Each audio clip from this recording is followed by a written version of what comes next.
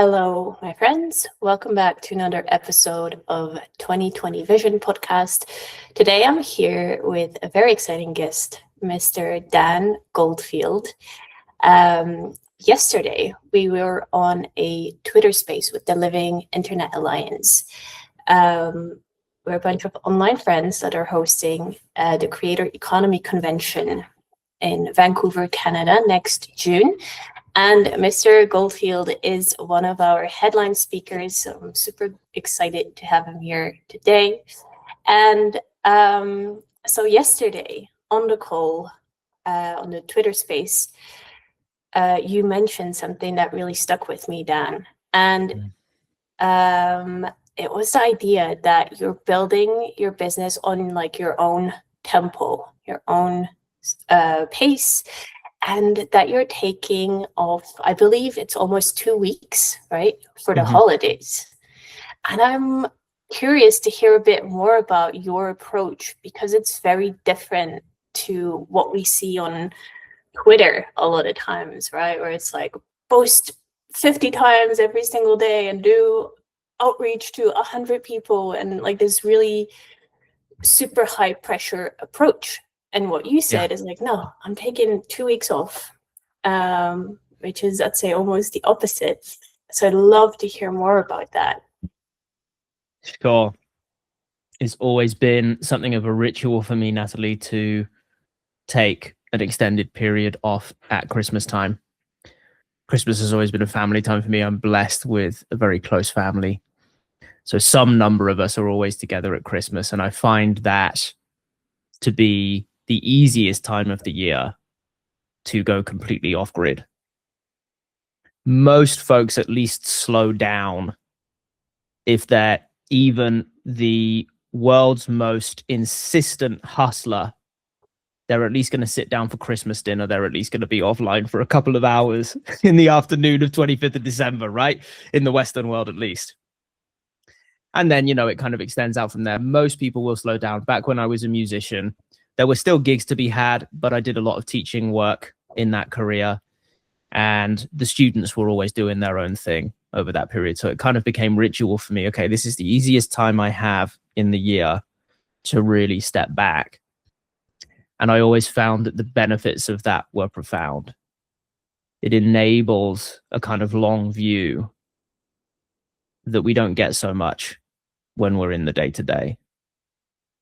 So as much as, of course, there's benefit to being present, there's benefit to being online, there's benefit to being consistent with posting, there's also benefit to stepping away from anything that we're doing. I mean, we know this, right? It's all confirmed by psychology, right? Even if we adore what we're doing, which I do, it's still beneficial to step back. And I think a yearly rhythm is the least we can do, honestly. All of us could do with at least an annual retreat of some kind, just for that change, just to be away from the thing, because it's always going to look different in that perspective, right? So like I was saying yesterday, I tend to come back then with all kinds of fresh ideas, and these ideas will occur spontaneously, while I'm having a brandy with my dad or whatever it might be. Ideas about what I want things to look like in 3 years, 10 years, 50 years. I actually have a 50-year plan. I haven't looked at it for some time, but I sat down and did that, and it was really useful. And that time away certainly helps me to switch into that mode. And of course, when we're in the day-to-day, we're more in the what's happening tomorrow mode, right? Would you say that zooming out actually helps or can help you get out of like survival mode? Because we touched on this a little bit before we started this. For a little bit of context, a topic that I would like to go to is also related to this Creator Economy Convention that we're organizing. Is a lot of people start this, or not even like their creator industry, but I'd say a lot of people start businesses out of survival. And that really ties in with that. Oh, I have to be present everywhere. I have to be available all the time for people. I cannot afford to put my phone away for longer than however many hours, maybe. So would you say that that helps kind of switching off and not being available? I think in the short term, if we're in survival mode, the best thing we can do is get out of survival mode, whatever that looks like, right? Get those basic needs taken care of by any means, because in that mode, there's pain in all directions, right? If we don't do something to get out of survival mode, then we're in pain. If we do something to get out of survival mode, we're probably hustling and we're in pain, but one of those options has an exit, right? If we continue living paycheck to paycheck. For me, it was always not only a kind of paycheck to paycheck scenario, it was kind of worse. It was gig to gig. Now freelancers who are listening will relate, right? This was me. I was that guy who was scared to put my phone away in case a gig came in for a performance on drums and I wasn't there to catch it. And then the band leader goes on and calls the next drummer. And then when I call them back, they've already filled the slot, right? So there's that anxiety that is inherent to survival mode. So not saying for a second that it's easy. Some people are in really dire circumstances, and to find that little bit of extra energy to do something to improve our situation can seem impossible, right? But we find a way, right? Assuming our circumstances aren't absolutely impossible, we find a way. So what I did in that career was continued doing a good job, continued showing up on time, continued learning the material thoroughly, and eventually got myself into a position where I could afford to say no to a gig. I could afford to say no to a student. And then I was putting my phone away on my own terms. Phone goes off at 7 p.m. or whenever it was that I finished teaching. And I would check in with it in the morning. Right? At that point, yes, then I think we can start to take an extended break and start to think more long term. Now, is there any benefit to taking shorter breaks in and amongst all of this? Absolutely. Right. So we might not be able to afford to take 2 weeks off when we're in survival mode, but we can afford to take 5 minutes to meditate, for example. And that still will feel like, goodness knows, it took me 10, 15 years in that career to even consider it as a solution. The stress got so bad that I just had no other option. I had to find something to deal with the stress that I was experiencing. And it felt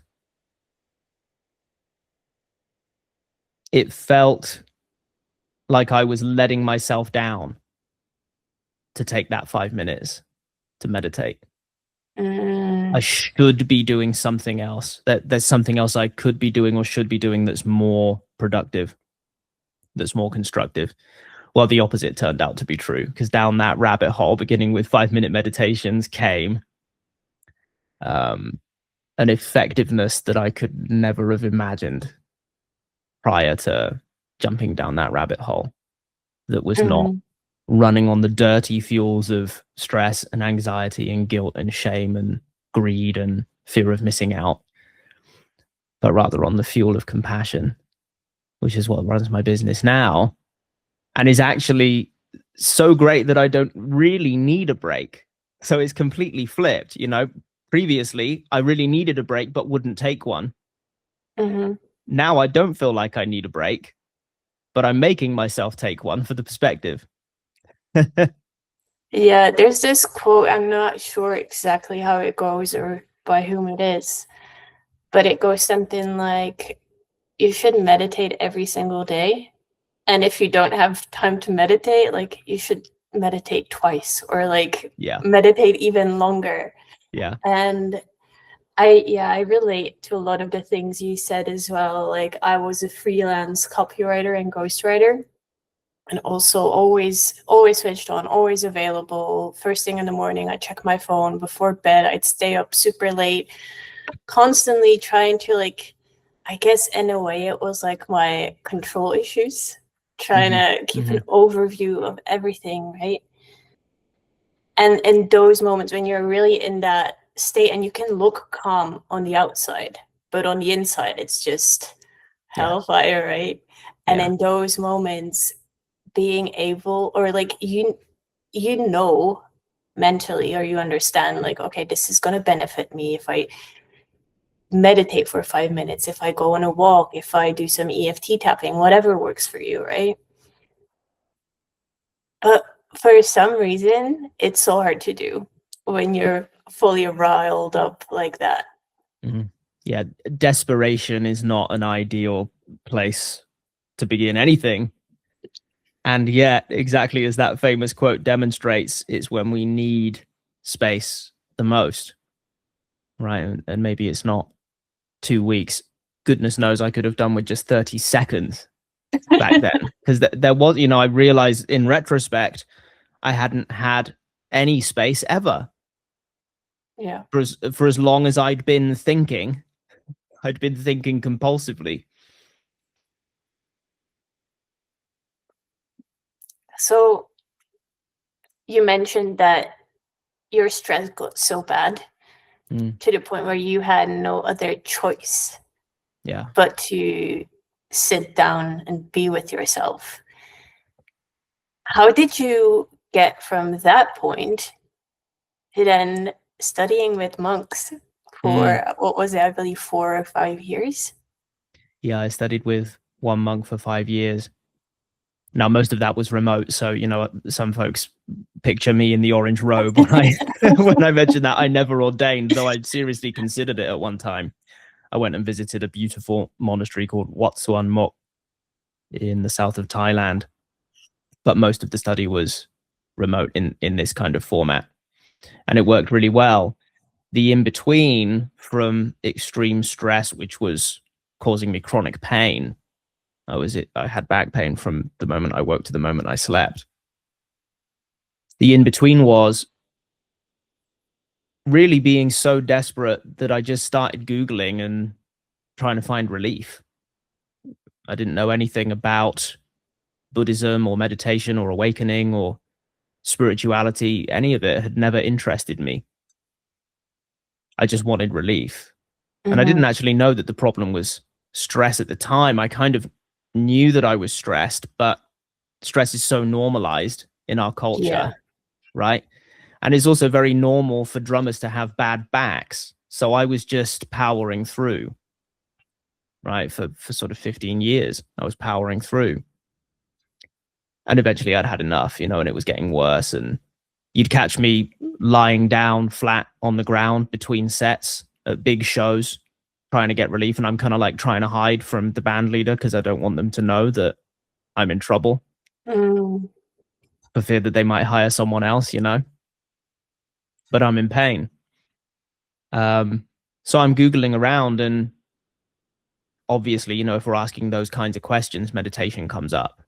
And I'd always kind of had like a vague fascination with monastics, given that they give up everything and yet somehow are happy.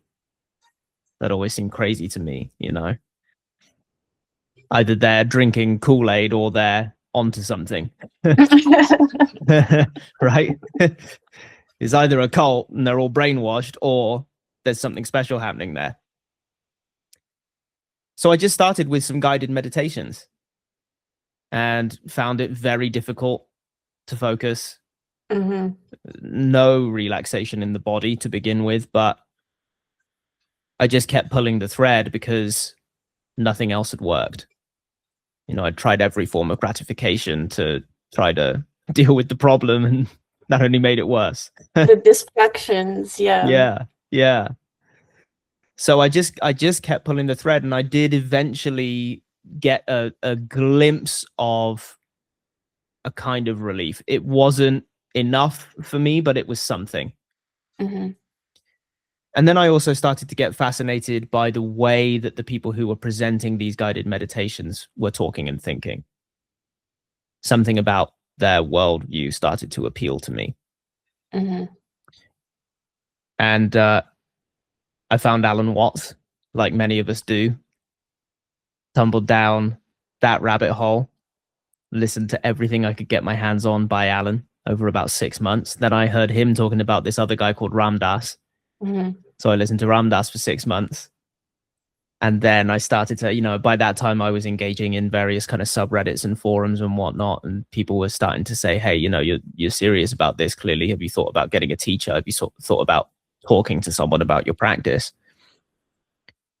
And then I saw a post on a subreddit called Stream Entry, which is to this day a wonderful community of dedicated practitioners who are really trying to do something of a peer review.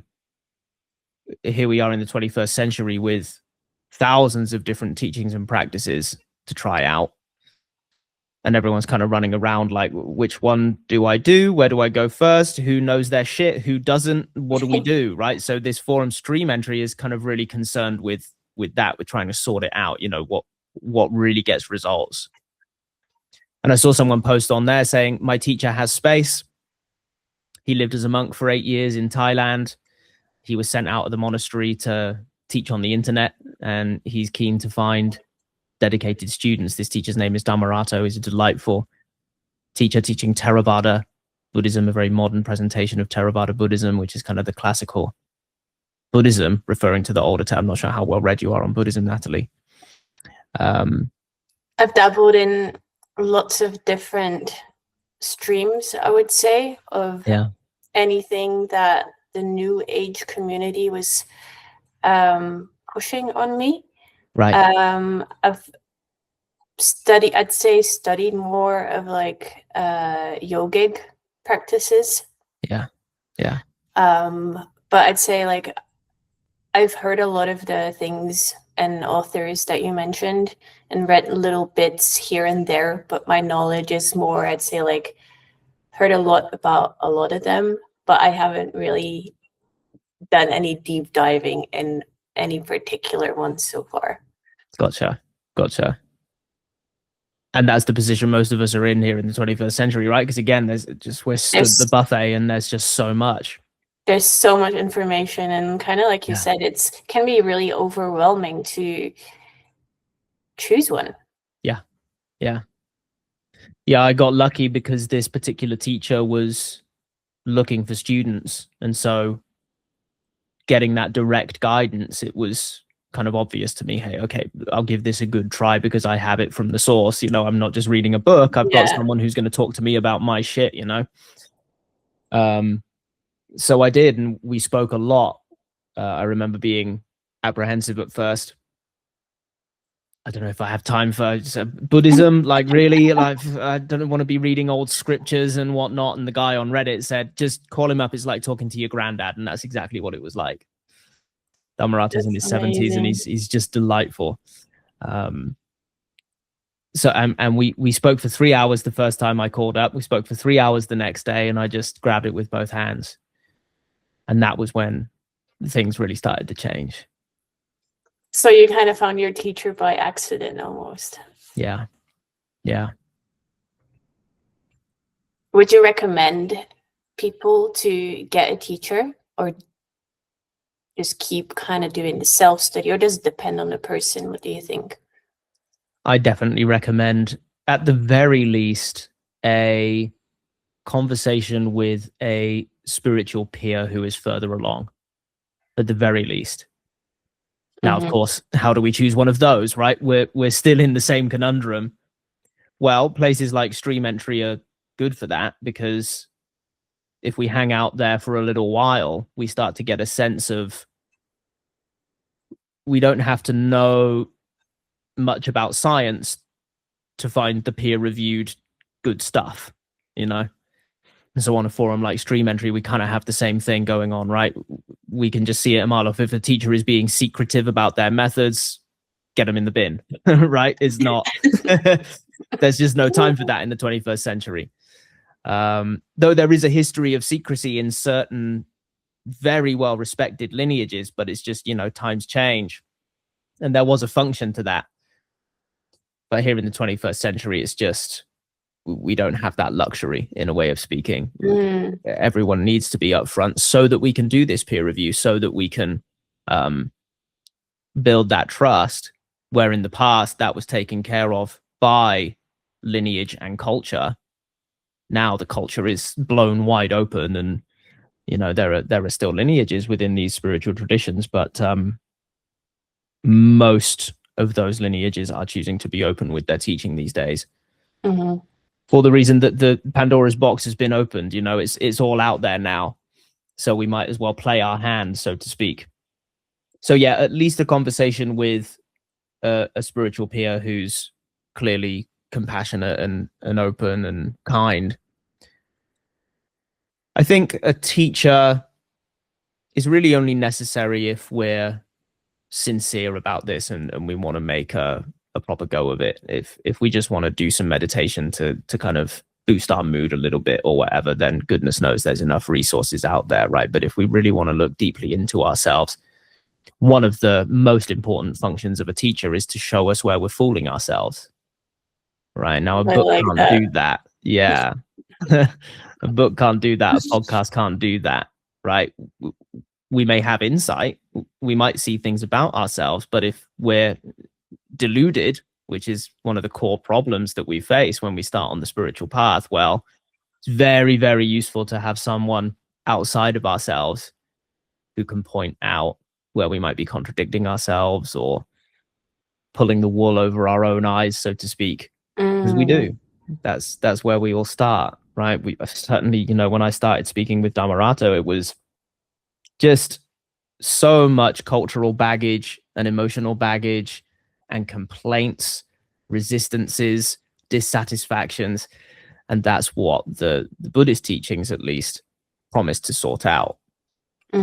Is the Buddha said that dissatisfaction is really the root problem, and we're in all kinds of delusion as to, well, one of the core delusions that we worked on first of all together was the delusion that things, people, places, events, stuff has the power to make us unhappy.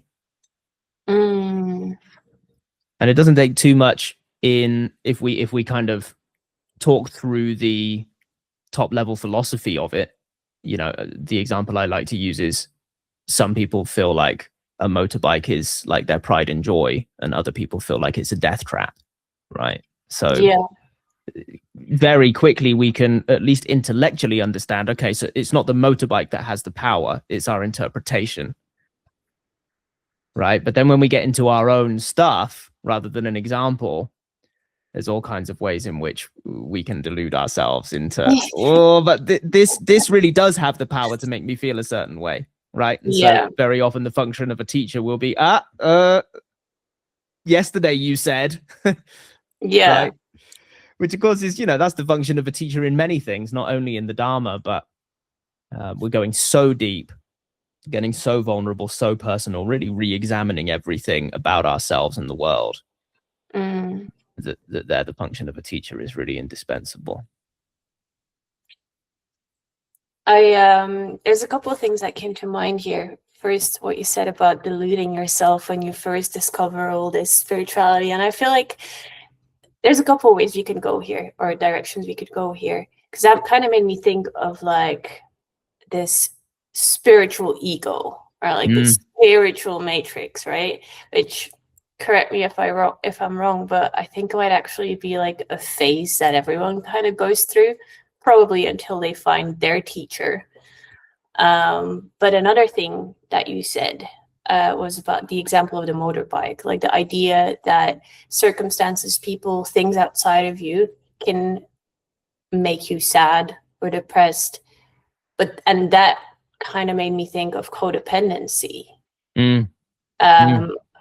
Because like on the flip side of that, if they can make you sad, you also believe that things outside of you can make you happy. Yeah. So you kind of outsource that. Yeah. And I'm currently writing about codependency and kind of seeing like how it played out in my own life and personal relationships, friendships, romantic relationships, but even taking it into my business subconsciously, people pleasing clients to the point that I would resent them, not setting boundaries. And I guess that also kind of ties back into survival mode, right? When you're really heavily in that survival mode, you're really gonna try and people please, not even consciously. Yeah. But it's almost kind of, it's all tied in together, right? With that survival mode, essentially. Yeah. Yeah. Codependency's a bitch. Yeah, for sure. An awful trap. And you know, thinking again about the teacher-student relationship, very often it will be that we'll get through the kind of coarser layers of something like codependency easily enough, right? Most people know when they're in a toxic relationship. They might not do anything about it, and they may not admit it, but most people know, right? But those more subtle arrangements like codependency with a client, that can be harder to spot, right? Yeah. Before we've trained ourselves to look, or until we've had that outside eye, that can be more difficult to spot. And of course, it's less painful, objectively speaking, right? Goodness knows if we're living in a toxic relationship, if that's our home life, that's awful, hell realm.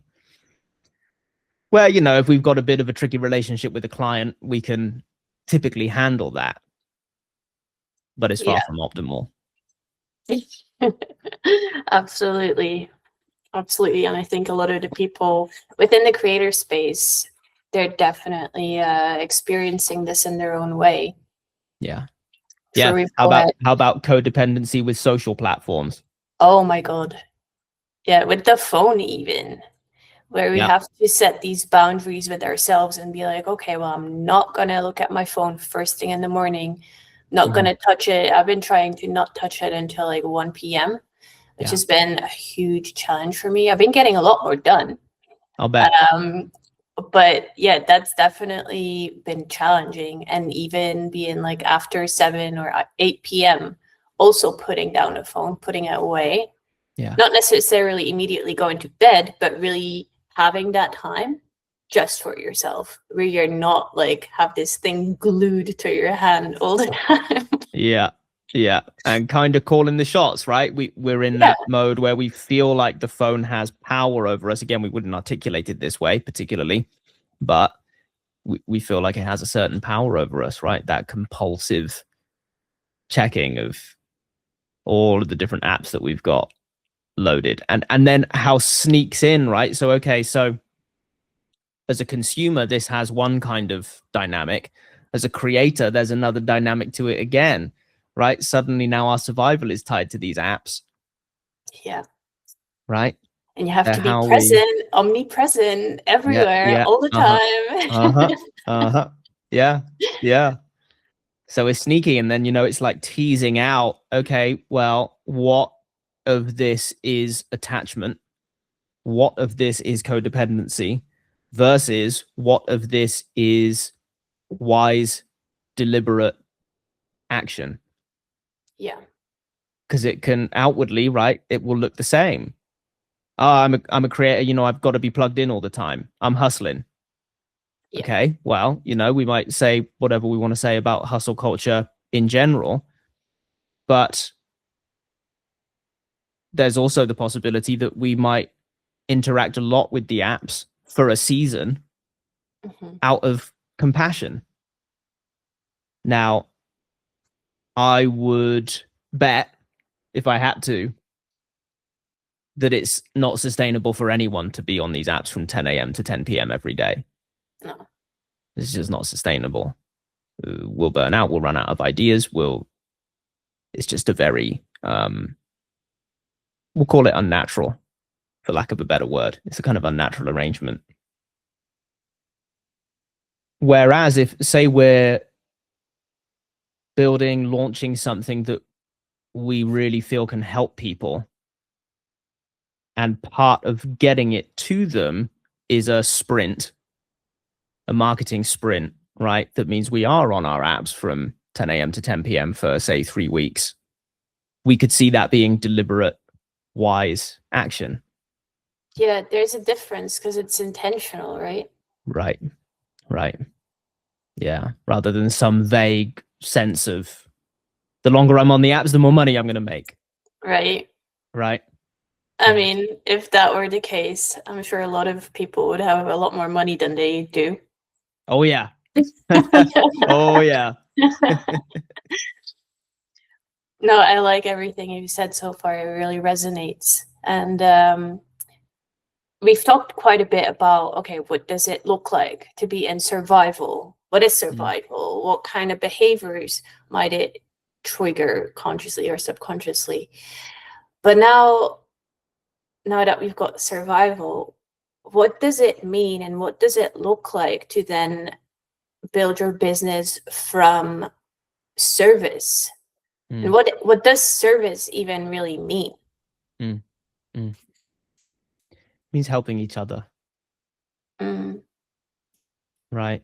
We talk about a service like it's kind of the other word that goes with product, products and services. We hear it all the time in business. But of course, there's this other meaning to the word service, which is to help, right? So we might picture Mother Teresa doing service, right?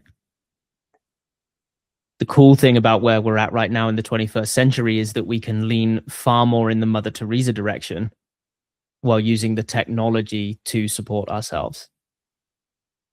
So it doesn't have to be this grueling process of market research and traditional positioning, marketing, packaging, strategy, tactics to try to get something on the shelves in Walmart,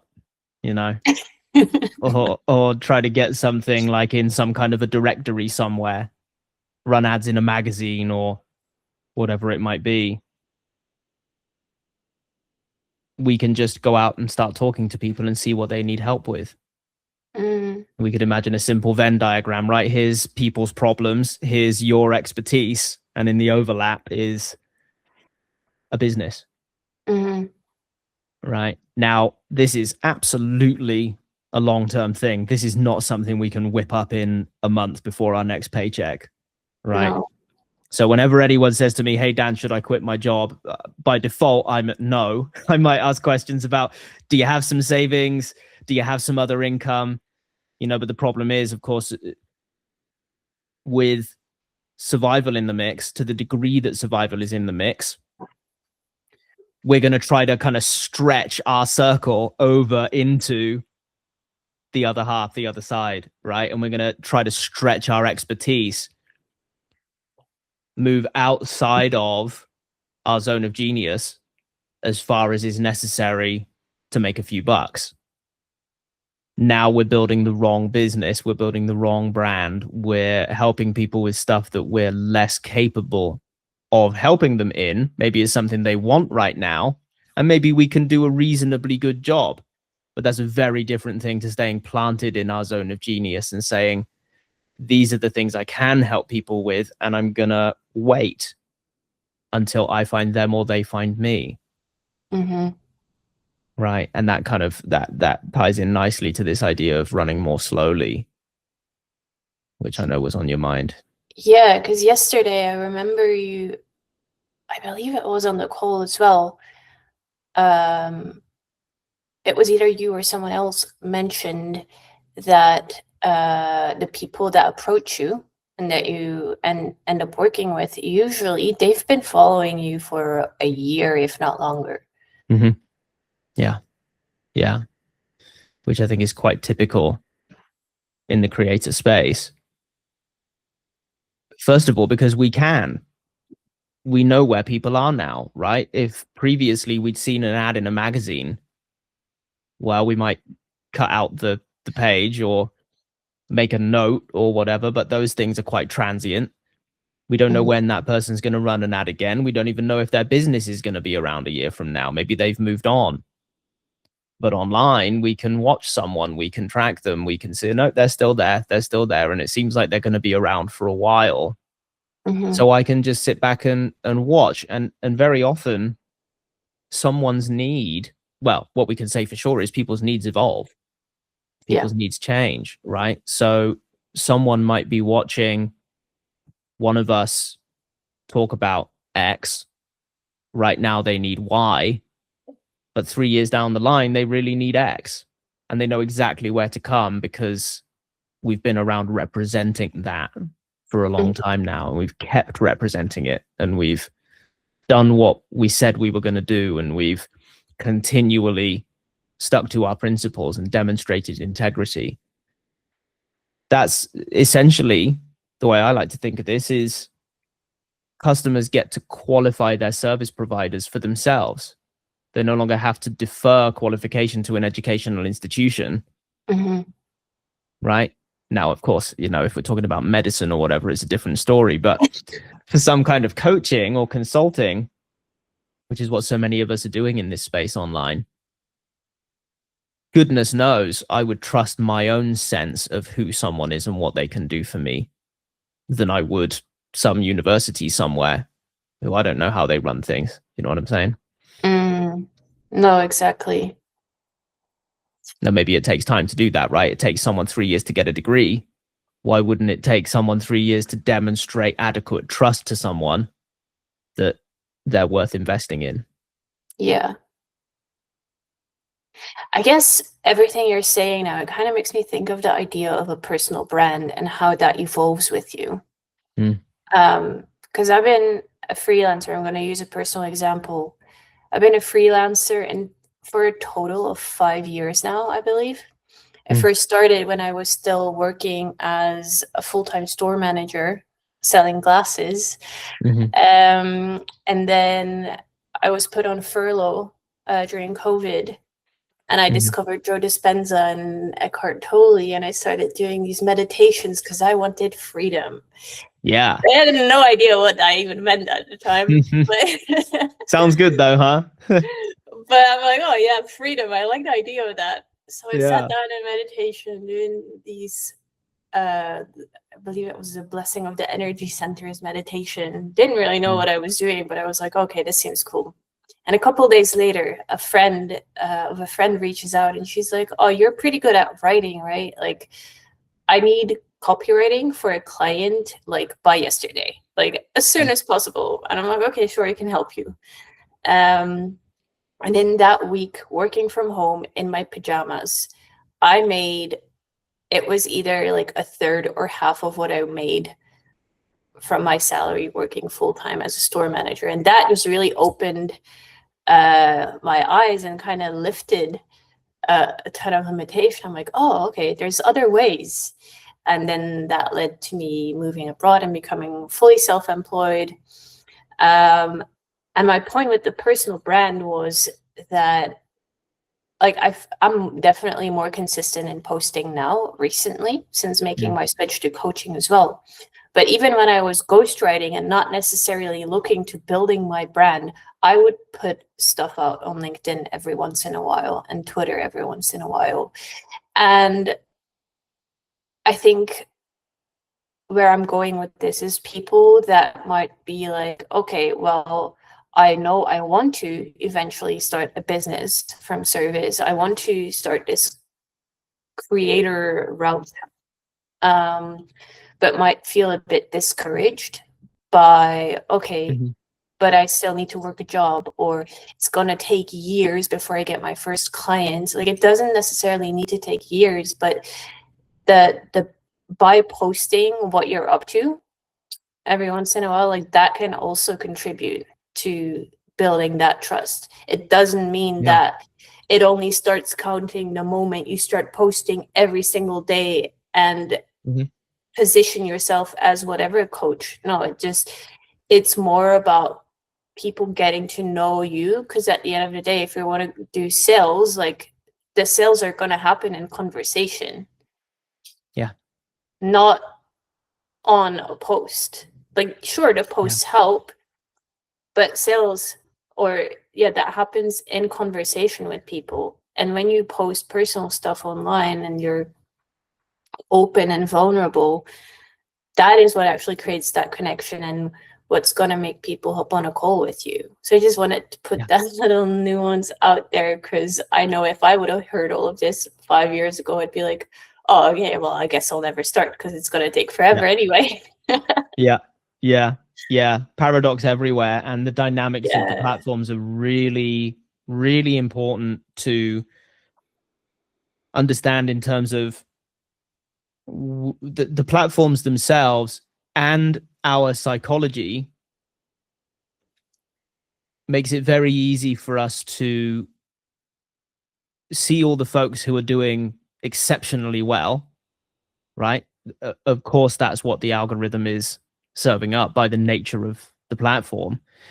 And then the human psychology, which of course, they're inherently tied together. These algorithms are created by or in partnership with teams of psychologists.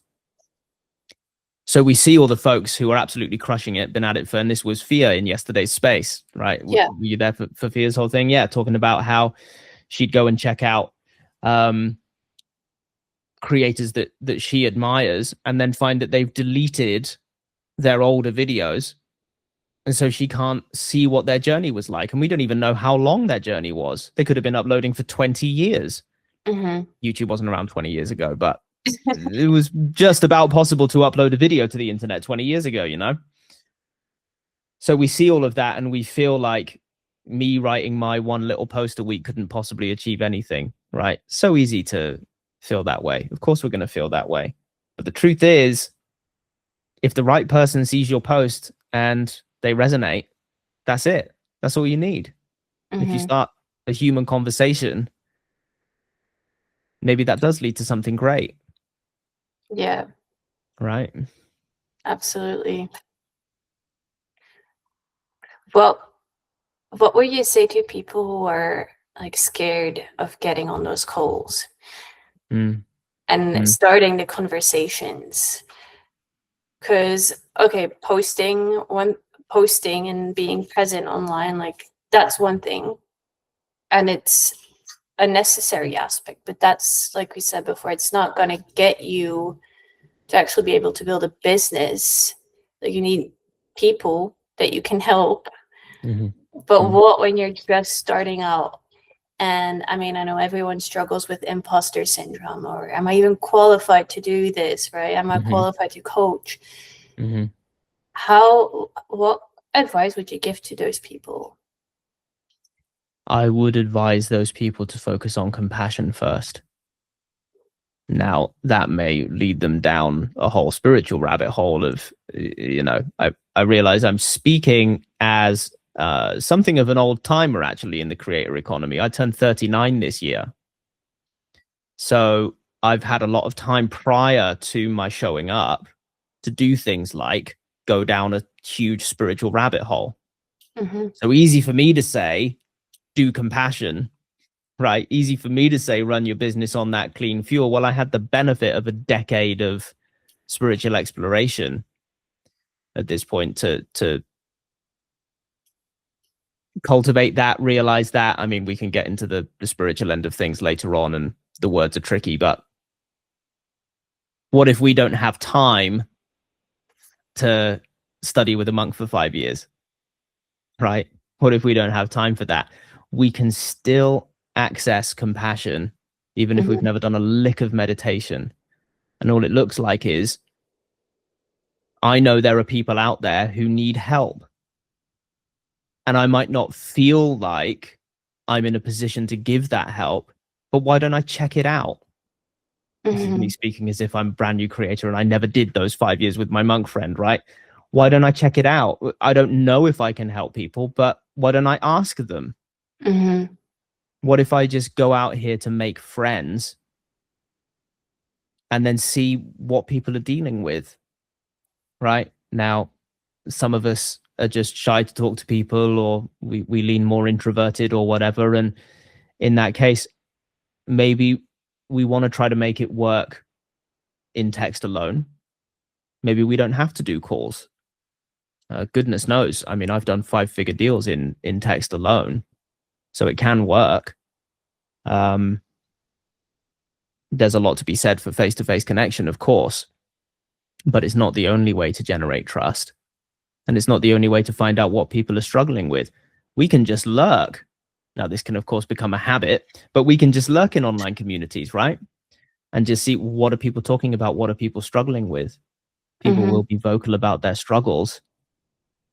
And maybe alongside that, we're developing a skill or skills whereby we're enhancing our capacity to help people.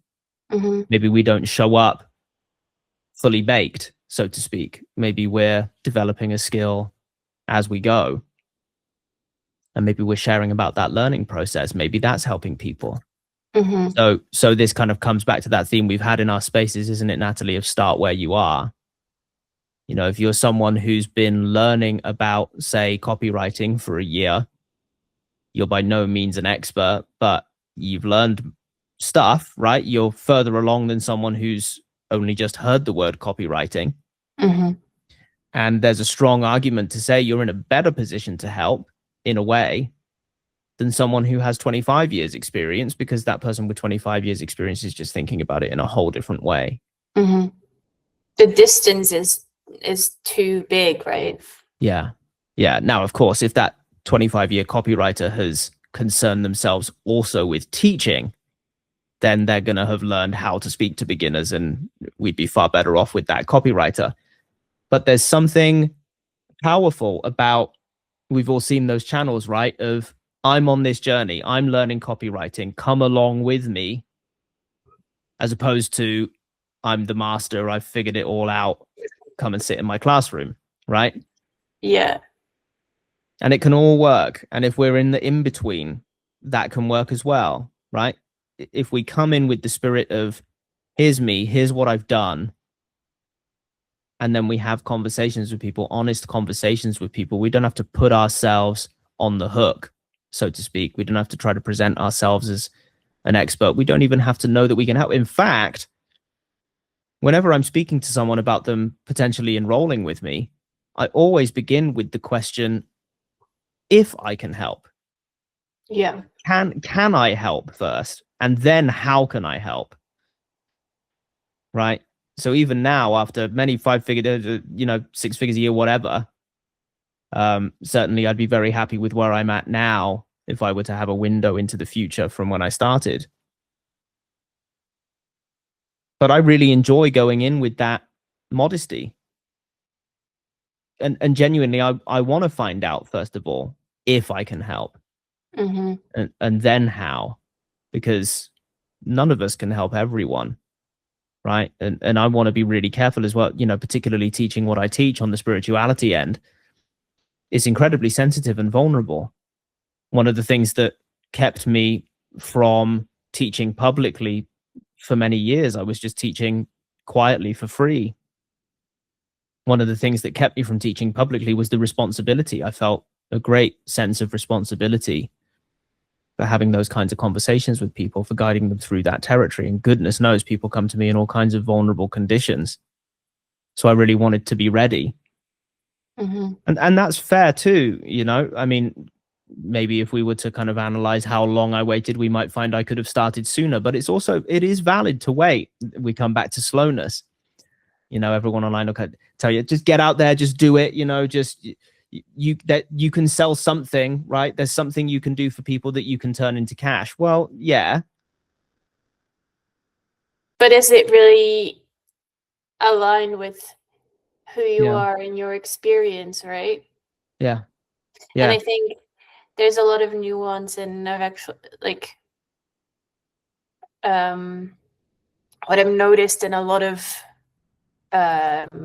copywriting, and even on like the Twitter space as like a whole in general, is we use a lot of like shame-based language, as in like shaming people, like very much this David Goggins kind of style, where it's like, you gotta do this, and if you're not doing this, then you're like a piece of shit, like, and that just kind of, if you're already in that state of survival already, like, okay, well, I need to do something, I need to make something, and then you hear that kind of stuff, it's like, okay, well, I'm gonna make something, and yeah, you can, but well, what is it going to be? And also the state that you're in when you're putting out stuff like that, it's just not going to be sustainable. It's not going to get you the results that you want. Like the results that you want are going to take a lot longer probably than you expect when you first start on this path, right? I recently switched to coaching from ghostwriting. I'm in the process of hopping on a bunch of calls with people every day now. I'm doing like 2-3 calls a day. Just from people that LinkedIn commented on my post, because I did do a post recently saying I'm doing X amount of free sessions until my birthday or in honor of my birthday. And I had this idea of this is what I want to create. This is what I want to do. And by talking to these people, I realized, oh, actually, you're doing it the other way around. Like you can, I guess, use these conversations as like case studies to like validate your ideas. But it's so much. And I guess they go like hand in hand. I'm not saying talk to people first and then try and come up with a product or a service, but it's really important to put those two elements side by side when you're creating a product or a service, because you can have this idea of, oh, I want to create this, it's going to be amazing. Then when you get on a call with these people, realize, oh, that's actually not at all what they need. And then that ties back to, but can I actually help them? Like, is this within my zone of genius, right? And you don't learn these things until you actually talk to people. Yeah, it's in the interaction. The way that the market works now is really quite beautiful. It's so fluid, you know, the value is in the eye of the beholder, so to speak. And if someone really feels a need for what we can help them with, then there's the value. It's really that simple. There are no gatekeepers anymore. There's no middlemen. You know, as much as we all feel we must pay homage to the algorithm, it doesn't take a cut, you know. It takes a cut of our time, we might say, but not of the fee. Yeah, and we can just explore. We can just figure this out. And if we're aligned, if what we're doing is what we really want to be helping people with, then we will do it on the evenings and weekends. Goodness, I was up at 4 a.m. when I was still working as a drum teacher to try to make this transition, you know, and I would write and post content until I had to leave and go and teach drums. And then I would be whipping my laptop out between students and quickly working for 5 minutes on my newsletter, and then it'd go back in the bag. And then again, after that, it was a season of what, again, outwardly would look like hustle. Yeah. But it was really all, I just have this thing I want to help people with, and it's going to require me to make this transition.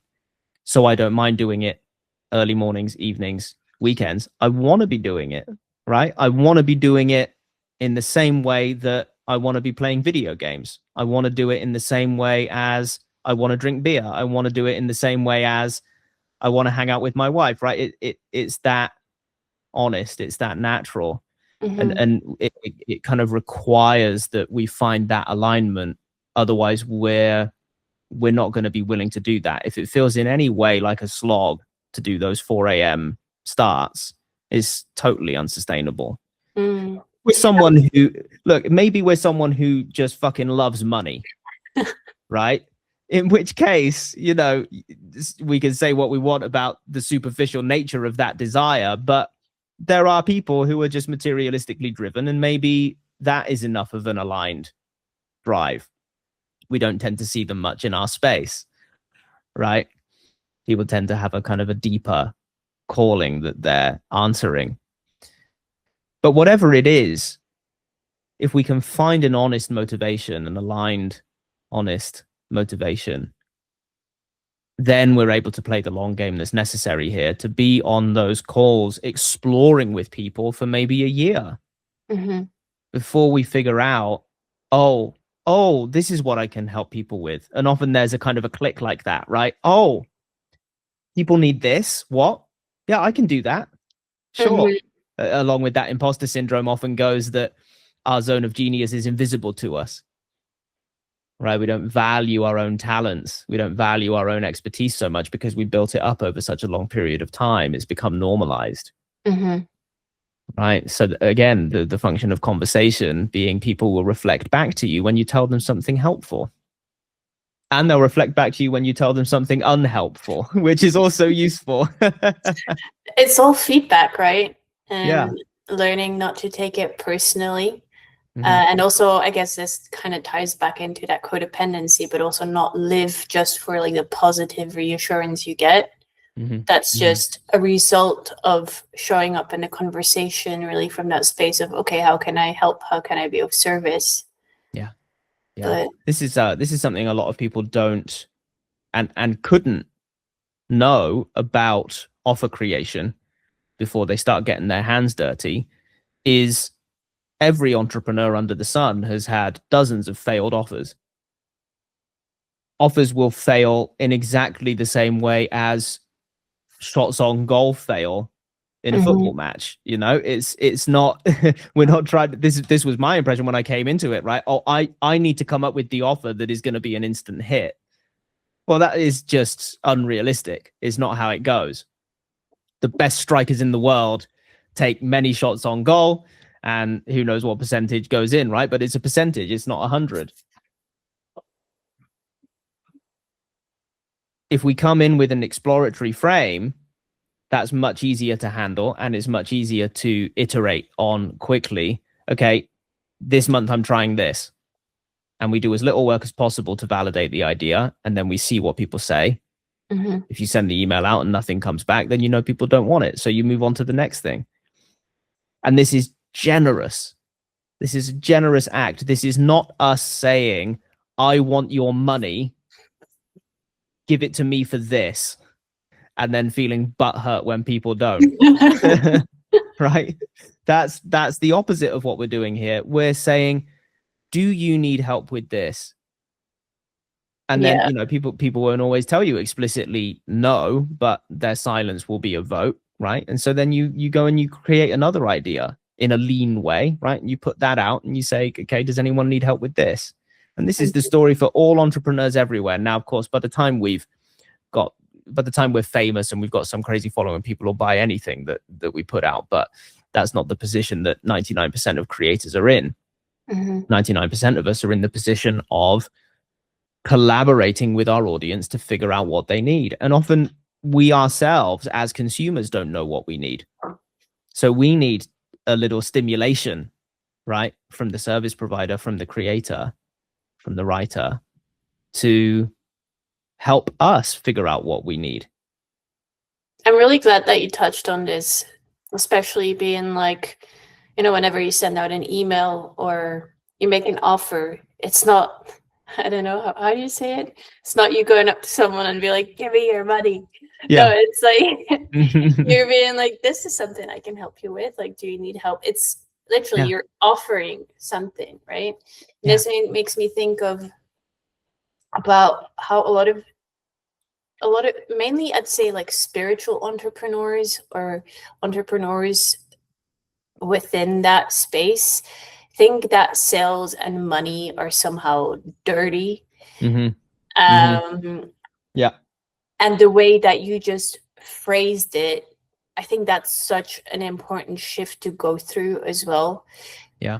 Because as long as you think that sales and marketing and any of those things are dirty or inherently bad, that's also not going to help you get to that. It's not going to help you get out of scarcity or survival. No, I know you've thought about this a lot, Nathalie. I know your talk at the Creator Economy Convention is sales is spiritual, right? Yeah, it's right? Am I remembering that right? Yeah, about your dharma, right? Your gift. And how can you go to freedom or liberation, moksha? Because I was one of those people who's like, oh, let's go straight to freedom, and like not knowing what that meant, and basically making all the mistakes that you can make in your freelance business, in your business, and really realizing, when you're doing things from survival mode, going to that or wanting to achieve that state of liberation or freedom, it can actually, like, and I had to be really honest with myself. I was trying to outrun myself, escape myself, because I didn't want to sit still. I did not want to slow down. I did not want to look at everything that was going on beneath the surface, right? And for me, it was a similar story as you mentioned earlier on this podcast. Was I got burned out to the point, like I literally had no choice. I had no choice but to finally slow down and put away all the distractions, because I got physical symptoms. Like I started getting cysts in my ovaries and my breasts. I had like chronic headaches, back pain, and I'm only turning 30. I was like, yeah, there is no way that this is going to be sustainable. And it forced me to pause and look not just at how I was running my business, but just sit with myself. Because at that stage, my business had become a distraction from me sitting with myself. That's also, when I look back, like that time was also when I had a lot of limiting beliefs around money, entrepreneurship, sales. I thought it was all like bad. And then I realized, okay, if you truly believe that, then there's, no matter how you run your business, it's never going to be out of service. Yeah, because if we're not right in ourselves, we are by definition in survival mode, right? A deep kind of survival mode. Now, this isn't about the paycheck anymore. This is about, I'm deeply, deeply uncomfortable. Yeah. And I desperately want to be comfortable, and I'll do anything it takes, right? Typically anything it takes other than sit with myself. Yeah. So I applaud you, Nathalie, and anyone else who has taken the time and the courage to do that work. Doesn't really feel like a choice, and I'm sure you can attest to this as well, right? When you're really in that state where you're like, I have no choice but to do something else. Yeah. That said, I think a lot of people will take the pill of, I'll do my 20-minute meditation every day, and that helps me to stay afloat. But when it comes to looking deeply into themselves, very understandable that people get scared. You know? So I think it is a courageous act to really look, to really go into this stuff. You know? Now, some of us, for whatever reason, we take that plunge. You know? We want to do it. We get fascinated with it. And maybe we get enough of a glimpse of the real relief that's available. Not that, oh, I can stabilize my mood, but that we actually can achieve a real kind of freedom, a real kind of liberation. Yeah. Because like when you experience like a lot of that heavy feelings, especially when you've been in that chronic survival state for a long time, your default mode, I just realized your newsletter is called Default Mode, right? Yeah, nice plug. I didn't even realize. But when you've been in those prolonged times of really being in survival mode, for me it was even like chronic depression and anxiety, when that is all that you felt for like months, years, decades even, it's really hard to allow yourself to feel that same amount of emotion. I'm going to try and do my best to explain this, but like trying to feel joy, let's say, to the same extent that you felt depression. Because I do believe that, you know, the problem wouldn't exist if the solution was not there. Like I really believe in those things. Kind of see it among those same lines. Like if you are capable of feeling those negative emotions that deeply, that means you can feel the positive ones just as deeply. But it's easy to, I don't even want to say forget, because if that's all you've known, that's all you've known. You don't even know what's possible, right? You don't know the freedom or the liberation that you can feel and experience. joy might be like color to someone who is colorblind, right? Just unfathomable. And how can we describe it? Right? We can't. So yeah, we just, for some reason, some of us feel that pull to fix ourselves, or however it shows up. That was what it was like for me, was I want to fix myself. Mm-hmm. And then when we really get into it, we discover that is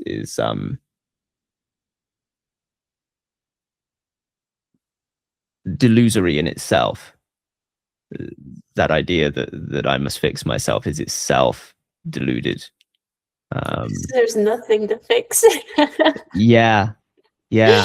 And and I might encounter ideas like that, teachings like that early on, and they would just make no sense to me. Yeah. Right.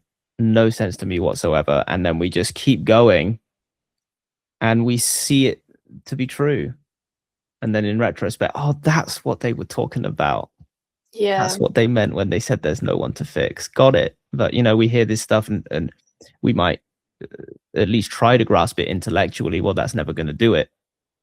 It's, again, that deep looking, that deep seeing that's necessary. And I really think it's admirable. Even if we feel like it's because we had our back to the wall, Mm-hmm. I still say it's admirable for anyone who takes that journey. I think the most rewarding part about this has been able to share it with other people. Yeah. And it's still scary sometimes and I think a lot of people, I guess, on the path, can we even say that? Yeah, we have to, right? Can we even say that? Like, is that a thing? We got to take some liberties somewhere with the language, right? It's so hard. I feel like a lot of people on the path, right, will resonate how the people around you don't always necessarily understand. Oh yeah. That was definitely the case for me, and still is. Like the people that I can really talk about these things with, that I even get to be part of organizing this convention with, I met all of them online.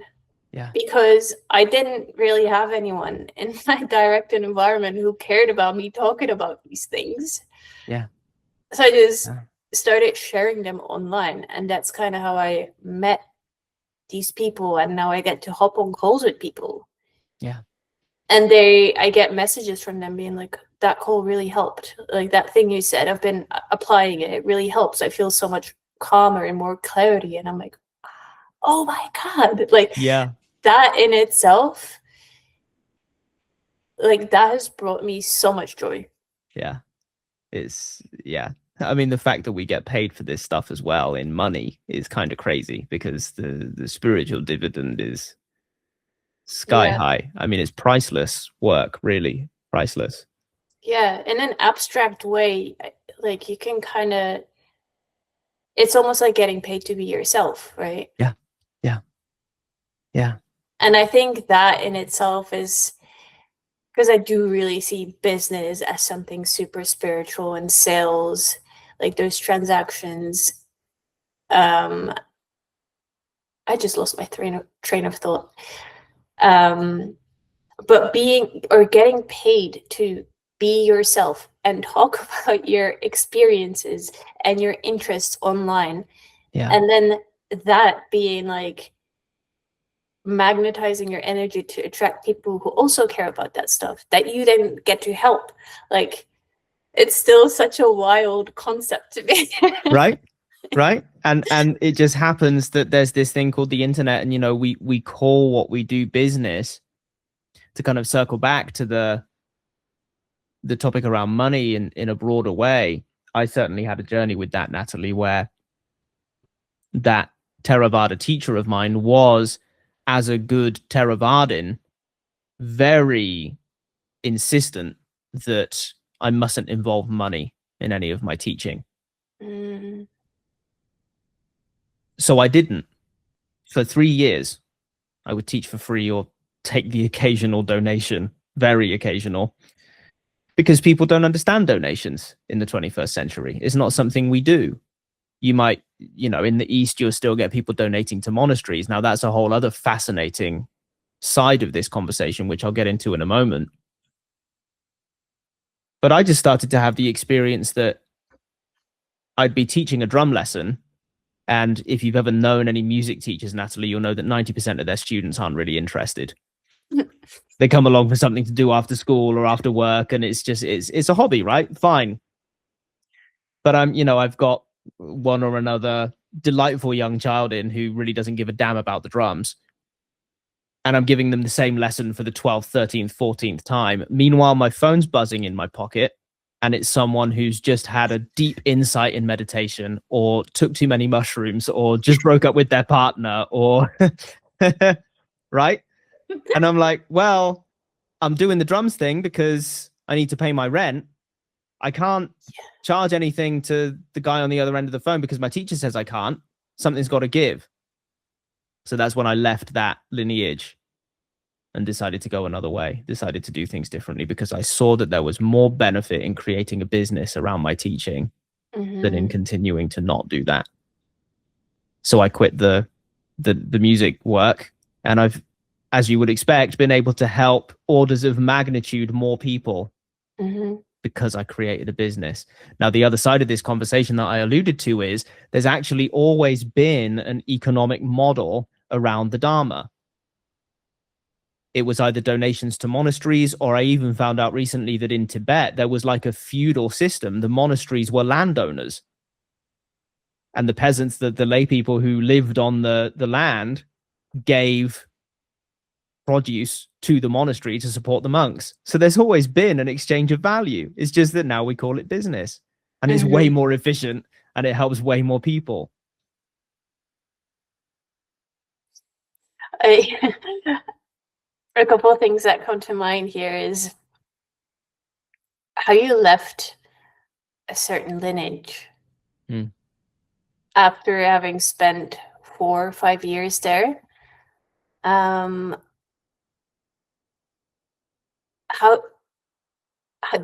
Sorry.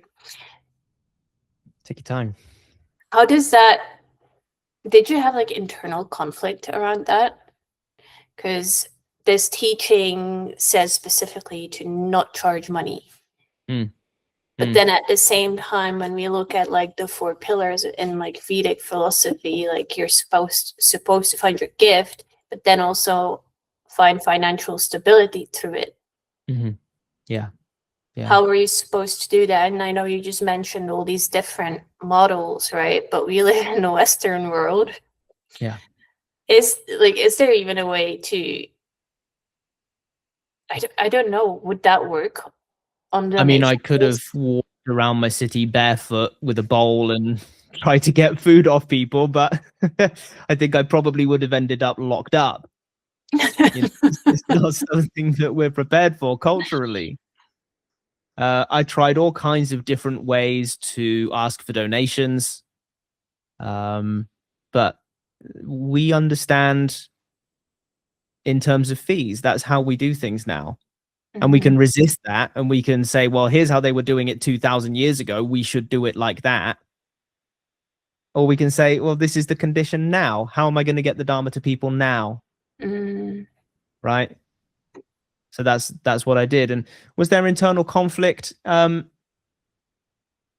an intellectual level, yeah, I think I'd kind of got myself sorted to the degree at that point that I wasn't suffering over it. But there was a period of deep contemplation, certainly.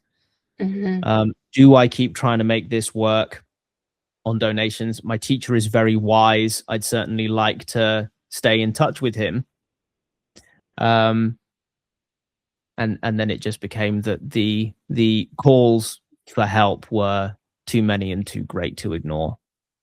So in the end, it was not about me and what I felt was best. It was just about how am I going to help these people? Yeah, a thought that comes to mind as well is we get this idea that these spiritual beings, you need to like you mentioned, walk around on the street barefoot, in clothes, and it's just the main thing that comes to mind is like we don't have to suffer to be valuable. Because that in itself is also like a limiting belief or like an internalized belief. It's that we have to suffer to do good. Yeah. But you can actually do so much more good when you're in a good position yourself. Yeah. No, after my time with that one teacher, I then went and started exploring the non-dual teachings, and that's when things kind of opened up even more again. And from that view, any kind of rule about anything anywhere is absurd. And all that really matters is benefit, whatever it looks like. Do we want to try and get a simple definition of non-dualism or non-duality on Sure. like in this context of all the things we talked about? Yeah. I like to define it as the absence of boundaries. Limitless. Yeah. Boundaries, of course, are created by the thinking mind, right? We create boundaries. They don't really exist. So, and in this case, in relation to the conversation that we're having here, well, if there's no boundary between ourselves and others, of course we want to help. And what does that do to things like imposter syndrome or anxiety or doubt as to whether we can? Well, it just doesn't matter. It ceases to matter. Can I help? I don't know. Let's find out. Because it's worth finding out, because there's a lot more of other people than there is of me.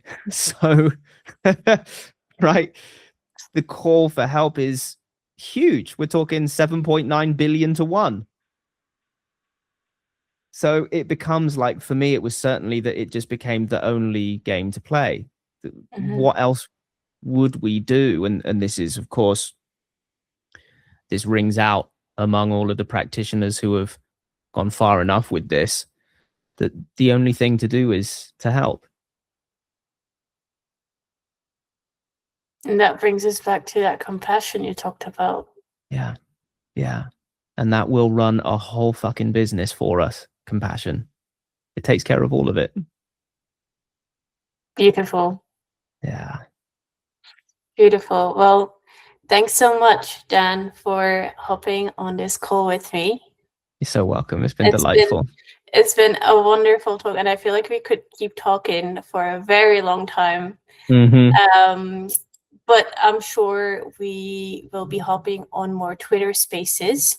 Yes. I'm going to make sure that I link the replay from the specific one you were talking about. I'm going to link that in the comments or in the description thing, as well as our Substack publication for the Living Internet Alliance, where we publish weekly articles.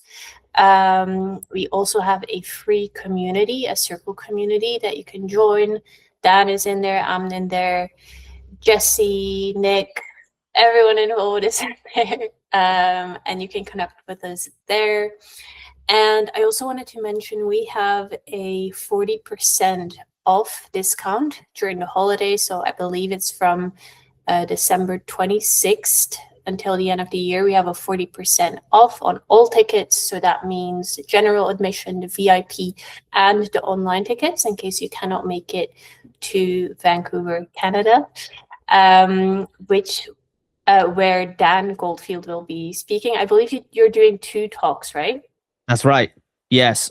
Covering in 2 different branches, everything we've been talking about today, really.